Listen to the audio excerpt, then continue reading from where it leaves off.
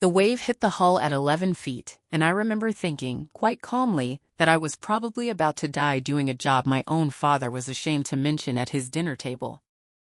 41 people were still trapped below deck on a fishing trawler that was rolling like a coin in a dryer, the Atlantic trying to swallow it whole 3 miles off the coast, and I was the only rescue swimmer close enough to reach them before the cold finished what the storm started. I didn't know yet that a Coast Guard helicopter camera was about to put my face on every news channel on the eastern seaboard. I didn't know that 40 minutes away, in a warm house full of candlelight and expensive wine, my stepmother was in the middle of proposing a toast to my brother's engagement. A toast that very specifically, deliberately, did not include me because I hadn't been invited to be there at all.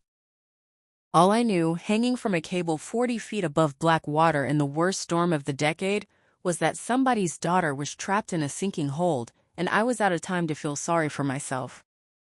If you've ever been the family member who got quietly written out of the seating chart, the one who was too much, or too complicated, or just easier to leave off the invite list, stay with me because this one is going to hit somewhere personal.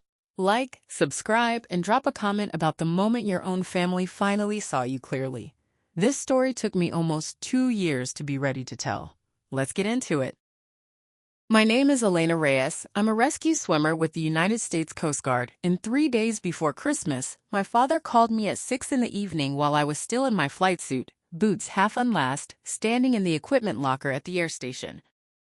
"Sweetheart," he said, and I already didn't like the tone. My father has exactly one voice he uses when he's about to disappoint me, warm and apologetic and completely unmovable, like he's already decided the conversation is over before it starts. "We're going to do something a little different this year." I sat down on the bench, phone against my ear, salt still crusted in the creases of my palm from a training exercise that afternoon. "Different how?" "Derek proposed to Vanessa," he said. Like that explained everything. In a way, it did. "Her parents are flying in. It's a big deal for them, Elle. Old money, very particular people. Your stepmother wants everything to go perfectly." "Okay," I said slowly, feeling that particular stillness settle into my chest, the one I usually only feel in the 2 seconds before a winch cable goes taut. "So what does that mean for me?" There was a pause, a long one. The kind that tells you the person on the other end has already rehearsed how they're going to say the next part. "We think it's best if you sit this one out this year," he said. "Not forever, just, Vanessa's family doesn't really know what to make of the whole Coast Guard thing. Diane's worried it'll come up all night, the deployments, the danger, all of it, and pull focus from Derek's moment, you understand?" I did not in fact understand, but I had spent 31 years learning exactly which battles were worth fighting with this particular version of my father, and I already knew this wasn't one of them. "Sure, Dad," I said. "I understand." I did not say what I was thinking, which was that I had spent the last 6 years missing nearly every holiday for actual, unavoidable duty reasons, and the 1 year I might have actually made it home, I was being uninvited for the crime of potentially answering a question about my job. I hung up, sat in that locker room for a long moment listening to the hum of the fluorescent lights, and then did the thing I always do when something in my chest goes quiet like that. I opened my phone and canceled my leave request. Here's what my father didn't know, because he had never once asked. I had turned down 2 invitations that same week to spend Christmas with the family of a fellow swimmer, Mateo, whose wife had been begging me to come since Thanksgiving. I'd said no both times because some stubborn, hopeful part of me kept assuming this year might be the year my own family finally wanted me at the table without conditions attached. I called Mateo's wife back that night and told her I'd changed my mind, that I could come after all, and when she laughed and said, "Finally," I had to turn my face toward the wall so my voice wouldn't crack on the phone. My chief, a broad-shouldered former Navy diver named Torres, who has known me since I was 22 years old and terrified in my first swim qualification, found me an hour later rechecking gear that didn't need checking. "You're not flying out on the 23rd like you said," he said. It wasn't a question. Plans changed. He studied me for a second, the way he studies weather fronts, like he already knew the answer and was deciding whether to make me say it out loud. "You know, half the junior crew has kids they haven't seen in 8 months. You want first dibs on the holiday roster or not? Put me on the overnight for the 24th, I said. Let the guys with families go home. That was true. It just wasn't the whole truth. The whole truth was that I didn't have anywhere else that felt urgent enough to fight for, and the job, at least, would never once tell me I was too much to be in the room. Weather along that stretch of coast can turn in an afternoon, but even the forecasters were startled by how fast this one came together. By the morning of the 24th, what had been a routine coastal advisory had become a named storm with sustained winds over 70 miles an hour, and every fishing vessel that hadn't made it back to harbor by noon was now fighting for its life against a sea that had gone completely feral. I remember standing in the hangar at 4 that afternoon, pulling on my dry suit, listening to the wind test the corrugated metal roof like it was looking for a weak point. Somewhere behind me, a radio crackled with the first distress call of what would become the longest night of my career. Fishing trawler, 41 souls aboard, taking on water 12 miles out. Engine failure, losing steerage, requesting immediate assistance. Something in me settled the instant I heard those coordinates. Not calm exactly, more like clarity. This at least had rules. Procedures. A chain of command that didn't change its mind about whether I belonged in the room depending on who else was sitting at the table. I thought just for a second about my father's dining room 40 minutes inland, the good tablecloth probably already out, candles lit, my stepmother orchestrating a toast that had no room in it for me. I let myself feel that for exactly as long as it took to zip my suit to my chin. Then I put it away. You learn to do that. The mission gets everything. Everything else waits its turn. The flight out was the roughest I'd ever logged. Our pilot, Commander Osei, fought a crosswind the entire way that kept trying to shove us sideways off our heading, and by the time we reached the trawler's last known position, visibility had dropped to almost nothing. Just streaks of white spray lit up by our searchlight against a sky the color of a bruise.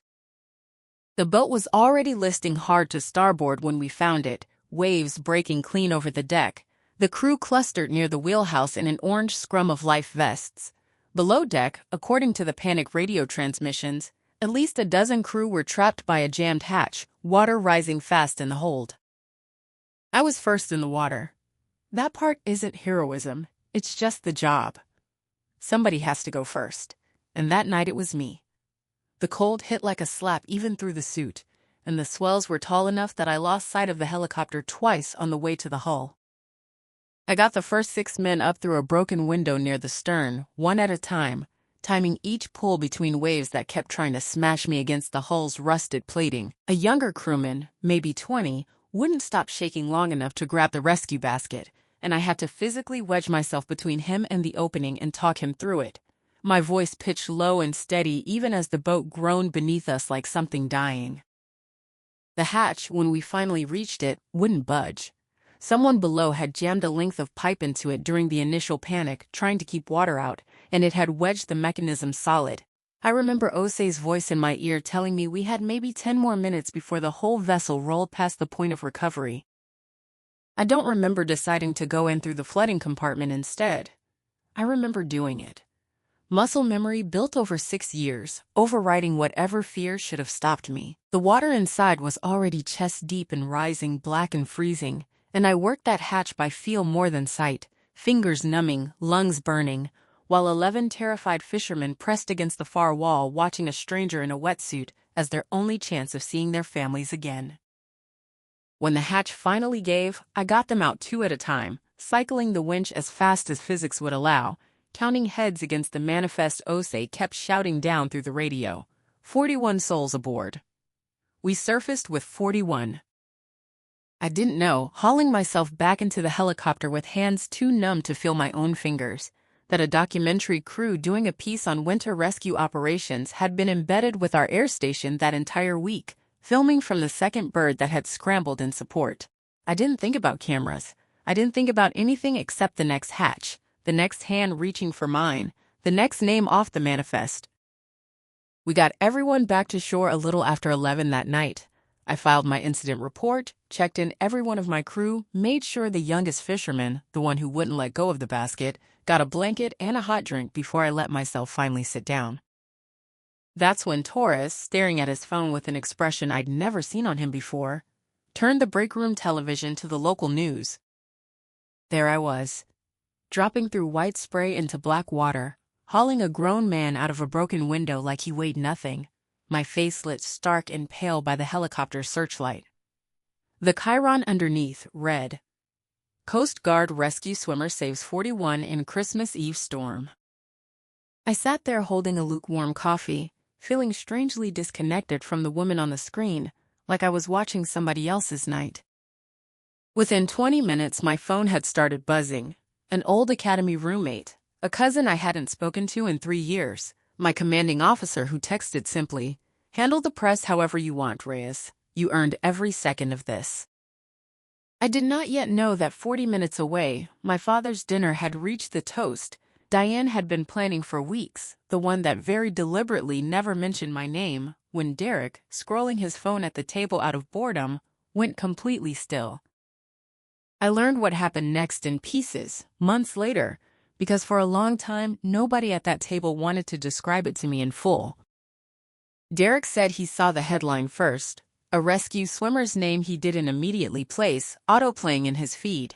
He almost scrolled past it. Then somebody turned the television on for the 10 o'clock broadcast, more out of habit than anything else, and the same footage came up, this time on the national feed, because by then 2 networks had already picked it up.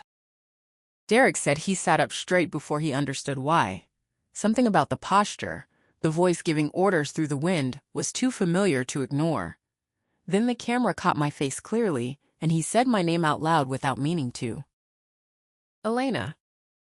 The table went quiet. My father, according to Derek, actually laughed at first, the short, confused sound people make when their brain hasn't caught up to what their eyes are telling them. Then the anchor read, the caption plainly off the teleprompter, Petty Officer Elena Reyes is being credited with single-handedly saving 41 lives during last night's historic storm. My father went pale in a way Derek said he'd genuinely never seen before. And Diane, my stepmother, the architect of the seating chart that had no room for me, set down her wine glass so hard it cracked against the table and just stared at the screen with an expression Derek later described as something close to fear. Nobody at that table apparently had thought to ask where I might be spending a night when half the coast was under a hurricane warning. I wasn't a subject worth raising. I was simply an absence nobody had noticed yet. My father called me 11 minutes later. I almost didn't answer. I was in the middle of coordinating a statement with our public affairs office, trying to figure out how much I owed to reporters who had already started calling the air station directly. Something made me pick up anyway. Sweetheart. His voice cracked on the word. Why are you on the national news? I could hear the television still going behind him. Voices I didn't recognize, discussing me like I was a headline instead of a person who'd spent that same day being told she wasn't welcome at his table. I thought about a dozen things I could have said. I thought about reminding him that 3 days earlier he'd told me to sit this one out. I thought about asking whether he'd have remembered I existed at all if a documentary crew hadn't happened to be filming that night. I didn't say any of it.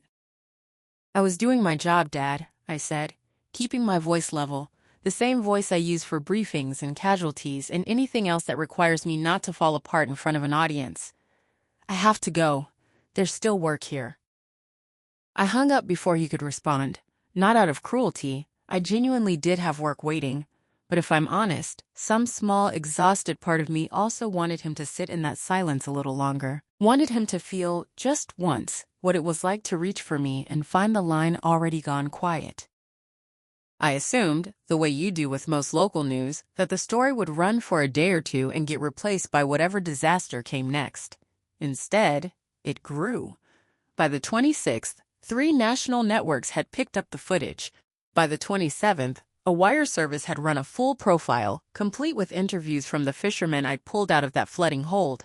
Men who wanted to put a name to the swimmer who'd come through a jammed hatch to get them. I turned down almost every interview request. Public affairs handled most of it on my behalf, crediting the whole crew.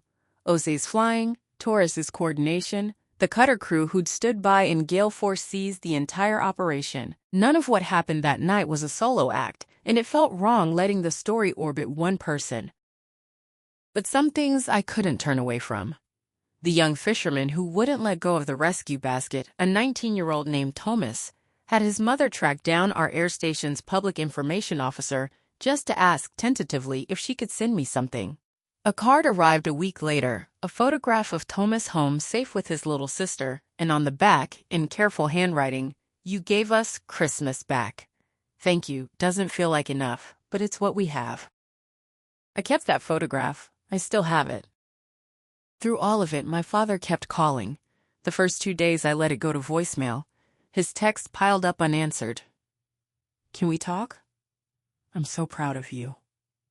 I didn't know. I should have known." Each one landed somewhere in my chest I wasn't ready to examine yet. I wasn't avoiding him out of spite. I genuinely didn't know what I would say, and 6 years in this job has taught me not to open my mouth in a briefing until I actually have something worth saying. Derek texted too, which surprised me more than my father calling did. His message was short, and something about its plainness stuck with me longer than anything my father wrote. "I didn't know it was like this for you. I'm sorry, I mean that." I didn't respond right away. Derek had never been outright cruel to me. He'd simply spent years accepting the space he was given without asking many questions about why it existed or what it cost the person standing outside of it. There's a particular kind of quiet complicity in that. It doesn't require malice to still leave scars. What I didn't know yet, what I wouldn't learn for another 2 weeks, was that the seating chart, the excuse about Vanessa's family, the entire premise that I'd been sat out to protect Derek's big moment, wasn't quite the whole story either. It came out almost by accident. I'd finally agreed to meet my father for coffee near the air station, mostly because I was tired of watching my phone light up and doing nothing about it. Diane came with him, uninvited by me, but apparently unwilling to let my father face this conversation alone, or, as I'd later understand, unwilling to let him face it without her managing the narrative. She got there first, and in the 15 minutes before my father arrived, running late from a work call, Diane said something she clearly thought was a peace offering, and that instead told me everything. "I hope you understand," she said, stirring sugar into coffee she wasn't going to drink, "that it really wasn't personal. Vanessa's father is a partner at a firm your dad's been trying to get investment interest from for 2 years. We just couldn't risk anything derailing the evening. You have to admit your job makes people uncomfortable at dinner parties. All the danger talk." I sat very still, the way I do right before a winch cable goes taut. "You mean," I said slowly, "you didn't want me there because my father is trying to get Vanessa's father to invest in his business, and you were worried I'd say something that reminded everyone what actual risk looks like." She didn't deny it. She didn't even seem to realize what she'd admitted. "It was one dinner, Elena. You're being dramatic." It wasn't one dinner. It was the 6th Christmas in a row I'd been quietly maneuvered out of the family's version of itself, not because of anything I'd done, but because I had never been useful to whatever version of the story my father and Diane were trying to sell to the people they wanted to impress.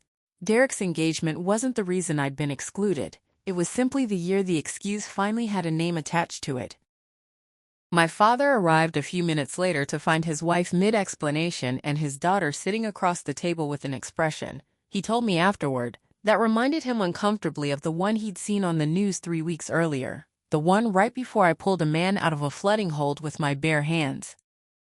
My father's business, a mid-sized commercial real estate firm he'd spent 15 years building, was hosting its annual investor gala 2 weeks later. The same event, I would learn, where Vanessa's father and several of his partners were expected to formally announce their investment. Diane had spent months planning it. It was, by every account I later heard, the single most important night of my father's professional life. I was invited, belatedly, almost as an afterthought, in a text that read, "We'd love to have you if you're free." No pressure either way. I understood exactly what that invitation was. Not an amend.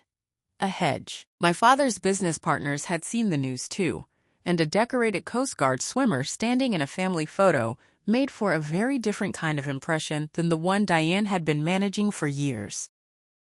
I said yes, not for the reason they hoped. I want to be honest about something here because I think revenge stories get told too cleanly sometimes, like justice arrives with a lightning bolt and a villain monologue. Mine didn't. What happened that night wasn't a scheme I engineered, it was simply the truth. Finally standing in the same room as the people who'd spent years arranging themselves around a version of our family that didn't have space for it. The ballroom was exactly the kind of room Diane had always wanted my family photographed in. Chandeliers, a string quartet, men in tailored suits discussing quarterly returns over champagne they weren't really tasting. I arrived in my dress uniform not because anyone told me to, but because after 6 years of being asked to make myself smaller at family gatherings, I had decided I was done doing it. I felt the room shift the moment I walked in. Conversations paused.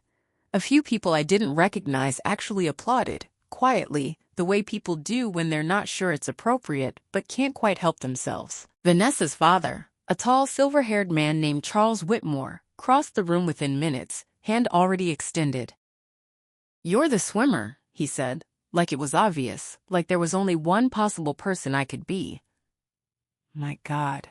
My daughter showed me that footage a dozen times. 41 people. 41, I confirmed. It was a full crew effort. I had a pilot and a whole cutter crew behind me. "Modest," he said, delighted, the way rich men are always delighted by modesty in other people. "Robert, my father, you never mentioned your daughter was a war hero." I watched my father's face do something complicated. Pride, guilt, and something close to panic all at once, because Charles Whitmore had said it loudly enough for half the room to hear, including Diane, who had gone very still near the bar. "She's not big on talking about it," my father said, which was, in its own strange way, the most honest thing he'd said about me in years. "Well, somebody should," Whitmore said. "Tell me, is it true you went into a flooding compartment yourself? No backup, just you?" And here's where I made a choice. I could have deflected again, the way I'd deflected every reporter for 3 weeks. Instead, I looked at Diane across that ballroom, and I told the truth, plainly, the way I'd tell it in a debrief. "I did," I said. "It's part of the job. Some risks are worth taking for the right reasons. I actually almost didn't have a family gathering to come home to at all this year. I was told my job made people uncomfortable at dinner. Funny how that works out." I said it lightly. I didn't raise my voice. I didn't need to. Whitmore's expression shifted from delight to something colder and more curious. The look of a man who's just noticed a hairline crack in a wall he was about to buy. "Uncomfortable how?" he asked. Diane crossed the room fast enough that her heels clicked audibly against the marble. "Elena's being dramatic," she said, the exact phrase she'd used at the coffee shop, and I watched Whitmore's eyebrow lift a fraction at the dismissiveness in her tone, the same tone I realized that she probably used on people who worked for her husband, people whose comfort had never mattered much to her either. "Am I?" I said, still calm, still level. "I was told, 3 days before Christmas, that I shouldn't come home because my career might overshadow the evening you'd planned for the Whitmores. I spent that same Christmas Eve pulling 41 strangers out of the ocean instead. I think I can live with the trade." The ballroom around us had gone quieter than a room full of champagne and string quartets has any business being. Whitmore looked at Diane for a long, assessing moment. The look, I'd guess, of a man recalibrating exactly how much he trusted the people asking for his money. "Robert," he said slowly, turning to my father, "is this true?" I didn't answer for my father. I didn't need to. I watched him stand there in his very good suit, in the room representing 15 years of ambition, forced to choose in real time between the version of the story his wife had built and the truth his own daughter had just calmly, publicly set down on the table like evidence. "It's true," my father said finally, quietly, not to Whitmore, but to me. "I'm sorry, Elena. I should have said no to that from the start." I want to be clear about something. I hadn't come to that gala to burn down my father's business.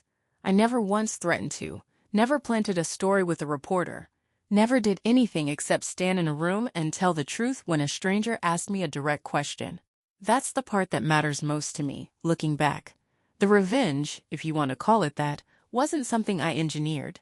It was simply what happened when hypocrisy finally had to survive contact with an honest answer. Whitmore didn't storm out.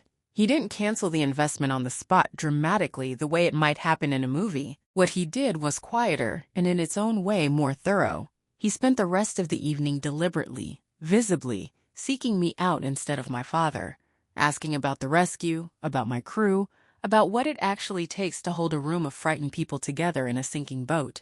And every time he did, Diane had to stand nearby and watch the exact thing she'd spent years trying to keep out of her carefully managed evenings become the only thing anyone at that gala wanted to talk about. 3 weeks later, Whitmore's firm invested in my father's company anyway, but at a smaller amount than originally discussed, and according to my father, with a comment on the way out the door that stuck with him for a long time. "I like doing business with people who don't need their families curated for them, Robert. Might want to think about that." That was the whole of it.